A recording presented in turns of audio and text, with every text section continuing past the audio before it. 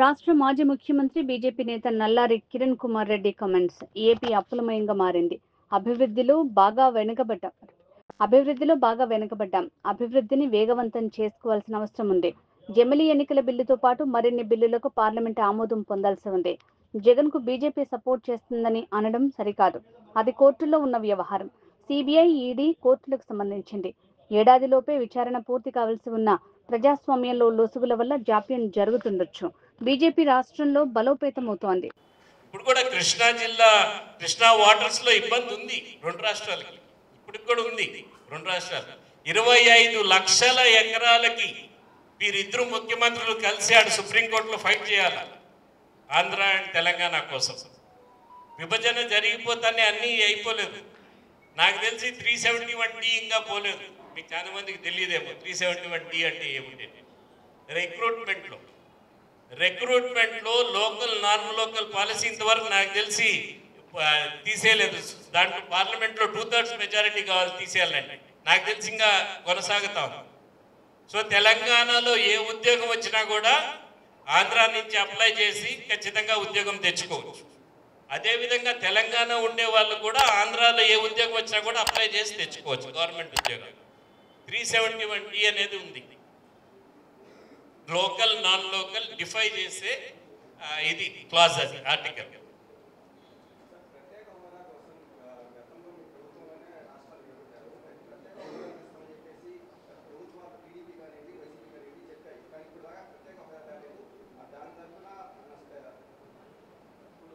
ప్రత్యేక హోదా వస్తానే ఏం కాదు. ప్రత్యేక హోదా బదులు నిధులు వేగవంతంగా ఎప్పుడు కూడా కేంద్రం నుంచి నిధులు తెచ్చుకోవాలంటే కేంద్రం పెట్టిన స్కీమ్స్ మనం అనలైజ్ చేసుకొని వారు నిధులు రిలీజ్ చేసేదానికి అనుకూలంగా మనం స్కీమ్స్ తయారు చేసి ప్రెజెంట్ చేయాలి. వాళ్ళకి ప్రెజెంట్ చేసి మనం నిధులు తెచ్చుకోవాలి. మనం వారు ఒకటి చెప్తా ఉంటే మనం ఒకటి చెప్తే జరగదు. ఏ కేంద్ర ప్రభుత్వం రాష్ట్ర ప్రభుత్వం అయినా కూడా. నేను ముఖ్యమంత్రి అయిన రోజుకి మన రాష్ట్ర ఆదాయం 42,000 కోట్లు ఉండింది. నేను రాజీనామా పెట్టిన రోజు 85,000 కోట్లు అయింది మన రాష్ట్ర ఆదాయం, మన సొంత రాష్ట్రం. కేంద్రం నుంచి ఆఖరి సంవత్సరంలో నాకు తెలిసి 27,000 కోట్లు సెంట్రల్లీ స్పాన్సర్డ్ స్కీమ్స్ కింద మనకు వచ్చినాయి. 28,000 కోట్లు మనకు డెవల్యూషన్ ఆఫ్ ఫండ్స్లో వచ్చినాయి. అంటే 55,000 కోట్లు కేంద్రం నుంచి వచ్చింది. 85,000 పూర్వక వందనంలో ఈరోజు భారతీయ జనతా పార్టీ కార్యకర్తగా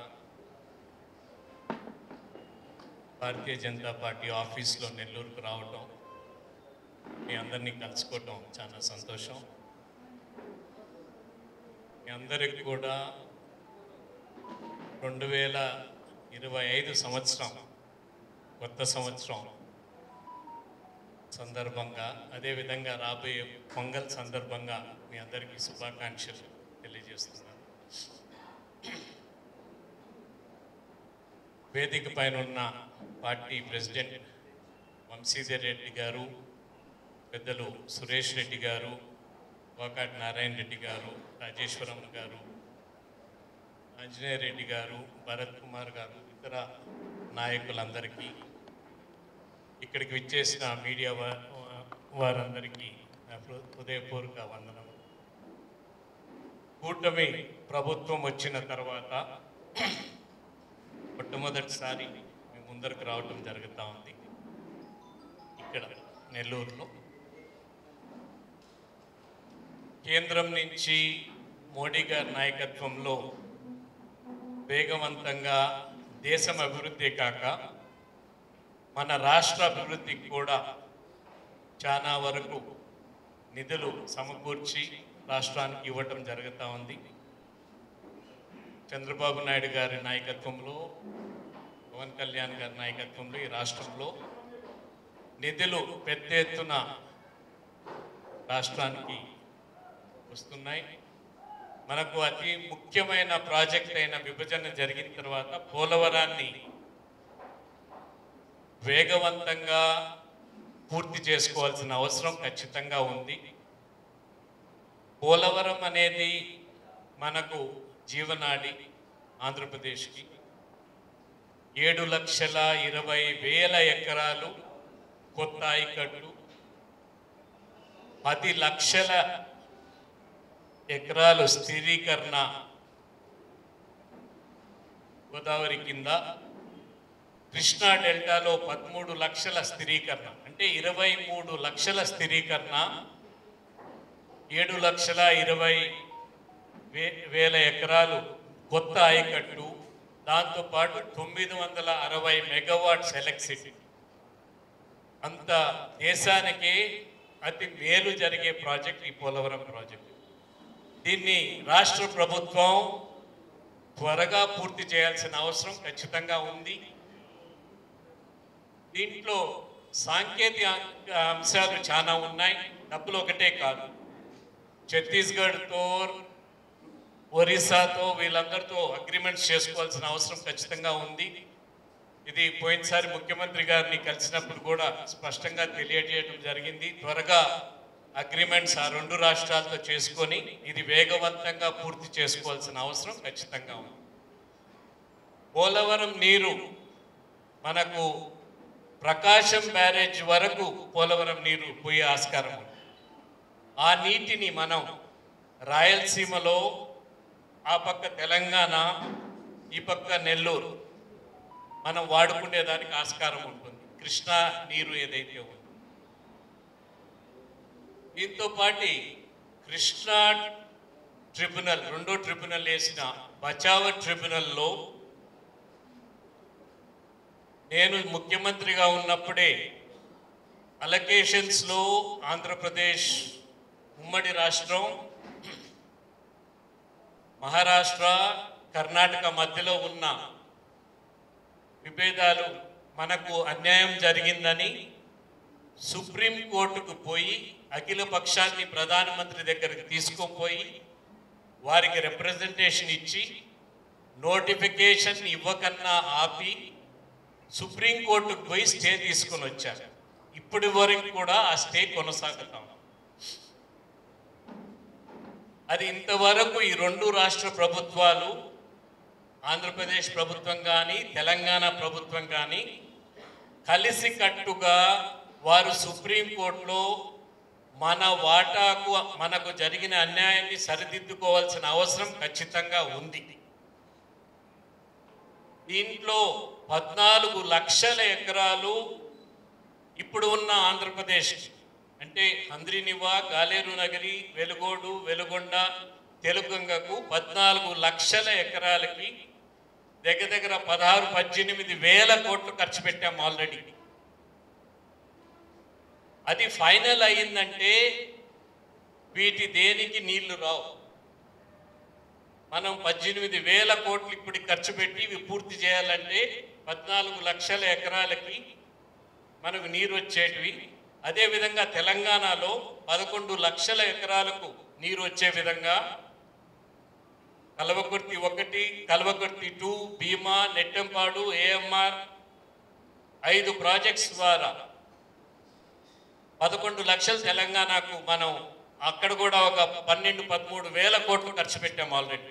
2,000 కోట్లు ఖర్చు పెడితే 11 లక్షల ఎకరాలకు వస్తుంది. 25 లక్షల ఎకరాలకి 2 రాష్ట్రాలకు సంబంధించింది. ఇద్దరు ముఖ్యమంత్రులు కలిసికట్టుగా శ్రద్ధ తీసుకొని ఇప్పటికి 11 సంవత్సరాలు అయింది నేను స్టే తీసుకొని వచ్చి సుప్రీంకోర్టులో. అది నోటిఫై అయిందంటే, సుప్రీంకోర్టు స్టే వెకేట్ అయిందంటే 2 రాష్ట్రాలు ఇబ్బంది పడతాయి. వీరిద్దరూ మాట్లాడుకొని మనకు ఉపయోగకరంగా ఆ సుప్రీంకోర్టు ఆర్డర్స్ తీసుకొని రావాల్సిన అవసరం, నోటిఫై కాకన్నా బ్రిజేష్ కుమార్ ట్రిబ్యునల్ని చేయాల్సిన అవసరం ఖచ్చితంగా ఉంది. ఇది స్పష్టంగా నేను ముఖ్యమంత్రి గారిని కలిసినప్పుడు కూడా చెప్పాను. నేను చంద్రబాబు నాయుడు గారికి రిప్రజెంటేషన్ కూడా ఇచ్చాను, చెప్పాను కూడా. కేంద్రంలో నీటి శాఖ మంత్రి పటేల్ గారిని కూడా కలిసి వారికి రిప్రజెంటేషన్ ఇవ్వటం జరిగింది. ఇవి కాక అమరావతి కూడా త్వరగా పూర్తి చేసుకోవాలి, ప్రభుత్వం ఉంది కాబట్టి. చాలా వేగవంతంగా, ఎంత వేగవంతంగా పరిగెత్తగలిగితే ఈ కూటమి ప్రభుత్వం దానికంటే వేగంగా వాళ్ళు నిధులు ఇచ్చేదానికి సిద్ధంగా ఉన్నారు మోడీ గారి ప్రభుత్వం. దాన్ని మనం ఉపయోగించేసుకోవాలి. దాన్ని త్వరగా చేసుకోవాల్సిన అవసరం ఖచ్చితంగా ఉంది. నిధులు చాలా ఇబ్బందికరమైన పరిస్థితిలో నెట్టేశారు వైఎస్ఆర్సీపీ ప్రభుత్వం, పోయిన ప్రభుత్వం. పూర్తిగా అప్పులమయం అయిపోయింది. నేను తెలంగాణ గురించి మాట్లాడిన అవసరం లేదు, మన ఆంధ్ర గురించి వరకు మాట్లాడాను. పూర్తిగా అప్పులమయం అయిపోయింది. దీన్ని ఒక పక్క ఆర్థికంగా బలోపేతం చేయాలి, ఒక పక్క డెవలప్మెంట్ కార్యక్రమాలు పూర్తి చేసుకోవాలి, ఒక పక్క ఎలక్షన్లో ఇచ్చిన ప్రామిసుల్ని పూర్తి చేయాలి. చాలా పెద్ద టాస్క్ ఉంది ఈ ప్రభుత్వానికి, రాష్ట్ర ప్రభుత్వానికి. జుట్టుంటే ఏ కుప్పన్నా వేసుకోవచ్చు, జుట్టు లేకన్నా ఏ కుప్పు వేసుకోలేవు. అందుకని డబ్బులు ఉండాలి. డబ్బులు ఎక్కడి నుంచి సమకూర్చాలి అనేది రాష్ట్ర ప్రభుత్వం దృష్టి సాధించి, మన రాష్ట్రంలో వనరులు ఎంతమంది ఎంత చేయగలుగుతాం, ప్రజల్ని ఇబ్బంది పెట్టకన్నా ఇక్కడి నుంచి లీకేజెస్ అంతా కట్ చేసి కేంద్రం నుంచి ఎంత డబ్బు తీసుకొని రాగలుగుతాం, ఇవన్నీ కూడా చేసుకోవాల్సిన అవసరం ఉంది. డెవలప్మెంట్ ప్రోగ్రామ్స్లో బాగా కుంటిపడిపోయాం. మనం అభివృద్ధి కార్యక్రమాలు వేగవంతంగా చేయాల్సిన అవసరం ఉంది. రాష్ట్ర ఒక అసెట్స్ క్రియేషన్, మనం సంపద సృష్టించడం అంటే మన రాష్ట్రానికి అసెట్స్ క్రియేట్ చేయాల్సిన అవసరం ఖచ్చితంగా ఉంది. ఈ సందర్భంలో మీకు ఒకసారి చాలా మందికి కొత్త మీడియా వాళ్ళు ఉంటే తెలియకపోవచ్చు, పాత వాళ్ళు ఉంటే తెలుసు. ఇక్కడ మీ నెల్లూరు జిల్లాకే మెడికల్ కాలేజీకి కొత్తది శాంక్షన్ చేసి దగ్గర దగ్గర 362 కోట్లు నేను శాంక్షన్ చేశాను ముఖ్యమంత్రిగా ఉన్నప్పుడు. నెల్లూరు కొత్త మెడికల్ కాలేజ్ ఇచ్చి ఒకటేసారి ఫండ్స్ ఇచ్చి అది పూర్తి కూడా అయ్యింది. మా ఆర్ఎండ్బి గెస్ట్ హౌస్ పక్కనే చాలా సంతోషమైనది చూస్తాను. అదేవిధంగా ఆత్మకూరుకి ఒక 100 పడకల హాస్పిటల్ ఇచ్చాం. ఐ థింక్ అల్లూరికి ఒక 50 పడకల హాస్పిటల్ ఇచ్చాం. ఈ 3 హాస్పిటల్స్ 3 మున్సిపాలిటీస్ చేశామనుకుంటా నాకు గుర్తుండి. సూలూరుపేట, నాయుడుపేట, ఆత్మకూరు 3 మున్సిపాలిటీస్, కొత్త మున్సిపాలిటీస్ క్రియేట్ చేసాం. 2 రెవెన్యూ డివిజన్స్ క్రియేట్ చేసాం, నాయుడుపేట, ఆత్మకూరు. నాయుడుపేట మన నారాయణ రెడ్డి ఒత్తిడి పెట్టితే చేయటం జరిగింది. అదేవిధంగా ఒక 1000 కోట్ల దాకా నెల్లూరు డ్రైనేజీకి శాంక్షన్ చేశాం. 1000 crores Nellore under ground drainage కోసం శాంక్షన్ చేశాం. మీ జిల్లా ఒక దాంట్లోనే సిమెంట్ రోడ్లకు 1200 కోట్లు శాంక్షన్ చేశాం. మీ ఒక్క జిల్లాలోనే 20,000 ఇండ్లు శాంక్షన్ చేశాం. ఇది రాజశేఖర రెడ్డి అన్న ముఖ్యమంత్రి ఉన్నప్పుడు కాదు, నేను ఉన్నప్పుడే. ఇది నేను 10 సంవత్సరాలది చెప్పడం లేదు, నేను ముఖ్యమంత్రి ఉన్నప్పుడే మీ జిల్లాకి చేసేది. ఇంత నిధులు మనము సమకూర్చుకొని చేయగలిగామంటే మనము వేరే రూపంలో, ట్యాక్సెస్ రూపంలో లీకేజెస్ లేకన్నా అభివృద్ధి కార్యక్రమాలకు డబ్బు ఖర్చు పెట్టాల్సిన అవసరం ఉంది. ఇంకా చాలా ఉంటాయి, ప్రజలకు అవసరాలు చాలా ఉంటాయి. అవి తీర్చేదానికి ఒక పక్క వెల్ఫేర్తో పాటు ఈ అభివృద్ధి కార్యక్రమాలన్నీ కూడా పూర్తి చేయాల్సిన అవసరం ఖచ్చితంగా ఉందని తెలియజేస్తూ, భారతీయ జనతా పార్టీ వేగవంతంగా 1000 కోట్లు మన ఇన్కమ్ అంటే 90, 140 కోట్లు, 145, 150 కోట్లు బడ్జెట్ పెట్టేవాళ్ళం. ఇప్పుడు నాకు బడ్జెట్లు అర్థం కాదు, ఎందుకంటే వాళ్ళు ఇన్కమ్ చూపిస్తే ఇన్కమ్ ఉండదు, బడ్జెట్ ఏమో 2 లక్షల కోట్లకి వెళ్ళిపోయింది. బడ్జెట్ అంటే ఎక్కడి నుంచి నిధులు వస్తాయి, ఎక్కడ ఖర్చు పెడతారు, ఎంత ఖర్చు అవుతుంది అనేది ఉండాలి. ఇప్పుడు బడ్జెట్లు పెట్టేది అక్కడ కానీ ఇక్కడ కానీ నిధులు ఎక్కడి నుంచి సమకూరుస్తారో ఉండదు. బడ్జెట్ ఏమో ఇంత ఖర్చు పెడతామని ఉంటారు, లాస్ట్కి వచ్చేటప్పటికి బడ్జెట్ ఖర్చు కాదు, డబ్బులు లేవు. సో అందుకని వేగవంతంగా కేంద్ర ప్రభుత్వం నుంచి ప్రత్యేక హోదాతోనే జరిగేది ఏం లేదు. ఇవన్నీ కూడా రాష్ట్ర బెనిఫిట్స్ మనం వారు ఉన్న ప్యాకేజెస్ ద్వారా వారికి ఉన్న స్కీమ్స్లో మనం ప్యాకేజ్ ద్వారా పెట్టుకొని తెచ్చుకోవాలి. ఇప్పుడు చాలా మార్పు వచ్చింది ప్రత్యేక హోదా. ముందర వ్యాట్ ఉండేది, ఇప్పుడు జిఎస్టీ వచ్చింది. ఇప్పుడు ఇండస్ట్రీస్కి ప్రత్యేకంగా ఇవ్వాలంటే ఇవ్వలేము. నేను కూడా శ్రీ సిటీలో అప్పుడు మనకు ఇది వచ్చింది, కార్స్ యూనిట్ వచ్చింది. ఏం కార్స్ అవి?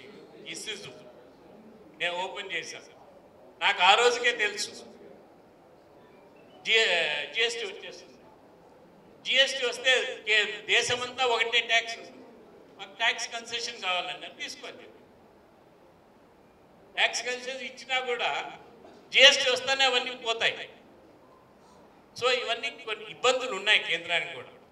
ఆంధ్రప్రదేశ్కు ప్రత్యేక హోదా అనౌన్స్ చేయక ముందు పార్లమెంట్లో already Raghuram commission RBI chair Raghuram Rajan commission RBI chairman కాకముందు ఒక రిపోర్ట్ ఇచ్చాడు. ఒరిస్సాకి, బీహార్కి, అదేవిధంగా అస్సాంకి అట్లా 3-4 రాష్ట్రాలు ఇచ్చి వారికి ప్రత్యేక ఇది ఇవ్వాలి అని. అదొక ఆటంకి అయింది. సో ఇది వస్తే మేలే, రాకన్నా కూడా ఫండ్స్ కరెక్ట్గా తెచ్చుకునే ఆస్కారం రాష్ట్ర ప్రభుత్వం చేయాల్సిన అవసరం ఖచ్చితంగా ఉంది. చేస్తున్నారు. ఇప్పుడు క్యాపిటల్ ఏరియాకు 15,000 కోట్లు ఇచ్చారు, వేరే స్కీమ్స్ ద్వారా ఇస్తున్నారు, హైవేస్ ఇస్తున్నారు, రోడ్స్ బాగానే వస్తున్నాయి. కేంద్ర ప్రభుత్వం నుంచి ఫండ్స్ తీసుకొని వచ్చే దాంట్లో బాగా చేస్తున్నారు. కానీ ఇంకా బాగా చేసేదానికి స్కోప్ ఉంది. ఎన్ఆర్ఏజిఎస్ కూడా అక్కడి నుంచి వస్తుంది, కేంద్రం నుంచి.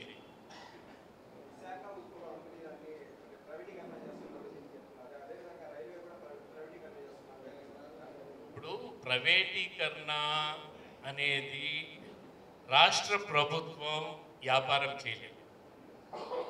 నష్టాల్లో వచ్చిండేది ఇండియన్ ఎయిర్లైన్స్ కంటే పెద్దది కాదు కదా విశాఖ ఉక్కు.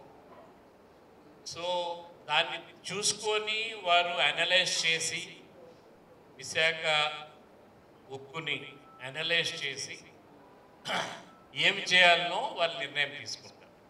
ఇప్పుడు ప్రైవేటీకరణ అవుతుందో లేదో తెలియదు, బట్ నష్టాలు విపరీతంగా వచ్చేది ఆపాల్సిన అవసరం ఖచ్చితంగా ఉంది. ఆ నష్టాలను ఆపగలిగితే ఖచ్చితంగా కేంద్ర ప్రభుత్వం ఆలోచన చేస్తుంది. చేయకన్నా మనం కూడా చెప్పచ్చు. నేను ముఖ్యమంత్రిగా ఉన్నప్పుడు 30,000 crores ఎక్స్పాన్షన్ చేశారు విశాఖ ఉక్కు వారికి. నేను తెలంగాణ ఖమ్మంలో ఉన్నాయి మైన్స్, బయ్యారం అనమాట. ఆడ ప్లాంట్ పెట్టేదానికి కూడా మైన్స్ ఇస్తానని చెప్పారు. ఆడ పెల్లెట్స్ మాత్రమే తయారయ్యాయి. ఎందుకంటే ఆ ఉక్కు అంత మంచిది కాదు, 3,000 కోట్లతో ఆడ పెడతామని. వాళ్ళకి ప్రాఫిట్ వచ్చింది మంచిది. బట్ వాళ్ళు ఓబులాపురం కావాలని అడిగినారు. ఓబులాపురం ఆల్రెడీ కోర్టులో వివిధ స్టేజెస్లో కోర్టులో ఉన్నాయి. మీకు ఓబులాపురం మీకు ఇచ్చినానంటే కోర్టుకు పోయి అది బయటకు వచ్చే లోపల ఇంకా 20 ఏళ్ళు అవుతుందని చెప్పారు. సో ఎక్కడ వారికి మైనింగ్ వీలుంటే అక్కడ కేంద్ర ప్రభుత్వం నుంచి తీసుకోవాలి. సరేనా? Anything else?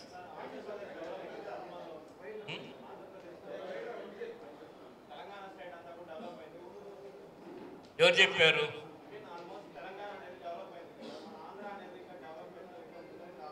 ఎవరు చెప్పారు అని. ఇప్పుడు అర్బన్ ఏరియాస్ బాగున్నాయి. Urban areas there is no doubt. నా ఇప్పుడు దగ్గర దగ్గర 35% of Hyderabad is Telangana is Hyderabad population. So ఎక్కువ శాతం హైదరాబాద్ పైన కాన్సన్ట్రేషన్ అయింది, ఖచ్చితంగా అయింది. ఇక్కడ కూడా మనం అగ్రికల్చర్ బేస్డ్ ఉన్నాం కాబట్టి ఇండస్ట్రీస్ ఏ జిల్లాలో ఏది కావాలో మనకు సీకోస్ట్ ఉంది. సీకోస్ట్లో చాలా వరకు మనము పోర్ట్స్ పెట్టుకోవచ్చు మనము. సో డిఫరెంట్ ప్లేసెస్లో డిఫరెంట్ డెవలప్మెంట్ చేయాలి, ఒకటే మనం చేయలేము. ఐటీ అనేది హైదరాబాద్ ఈజ్ ఏ హబ్ అయింది. దానికి మనకు ఐటీ వీటికి రావాలంటే రాదు. సో మనం దేంట్లో స్ట్రెంగ్త్ ఉందో దాంట్లో చేసుకోవాలి. మనకు ఫిషరీస్ బాగుంది, ఇవి పౌల్ట్రీ అండ్ డైరీ బాగుంది, అగ్రికల్చర్ బాగుంది, వాటర్ ఇండస్ట్రీస్ మనం పెట్టుకోవాలి. సో అట్లా మనకి ఏది ఉపయోగకరంగా ఉంటుందో అది చేసుకోవాల్సిన అవసరం. Thank you very much.